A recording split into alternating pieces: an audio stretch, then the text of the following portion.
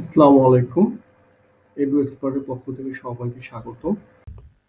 আজকে আমরা দেখব কিভাবে স্টুডেন্ট ইনঅ্যাক্টিভ করতে হয় এবং ইনঅ্যাক্টিভ স্টুডেন্ট কিভাবে আবার অ্যাক্টিভ করা যায়, কিভাবে আমরা করব চলুন দেখি। স্টুডেন্ট যাব, স্টুডেন্ট অ্যাডের লিস্ট থেকে আমরা যে স্টুডেন্টকে চাচ্ছি ইনঅ্যাক্টিভ করতে তাকে আমরা খুঁজে বের করব। খুঁজে বের করে এখান থেকে অ্যাকশন থেকে আমরা তাকে পজ দিয়ে দিব, তাহলে সেই বাচ্চাটা পজ হয়ে যাবে এবং পজকৃত বাচ্চাটাকে বা ইনঅ্যাক্টিভ বাচ্চাটাকে আমরা খুঁজে বের করব। এখান থেকে সার্চে ক্লিক করলে সেই ইনঅ্যাক্টিভ বাচ্চাটাকে আমরা খুঁজে পাবো, প্রয়োজনে আবার আমরা তাকে অ্যাক্টিভ করে দিতে পারবো। এইভাবে আমরা করতে পারি।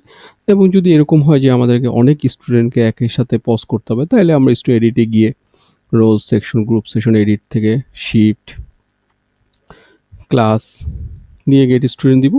এখানে আমরা একসাথে সব বাচ্চাদের দেখতে পাবো। এখান থেকে যে যে বাচ্চা ইনঅ্যাক্টিভ হয়ে গেছে তাকে ইনঅ্যাক্টিভ দিয়ে আমরা আপডেট দিলে এখান থেকেও আমরা তাকে ইনঅ্যাক্টিভ করতে পারি। অর্থাৎ দুইভাবে আমরা অ্যাক্টিভ ইনঅ্যাক্টিভ করতে পারি। জি, ধন্যবাদ।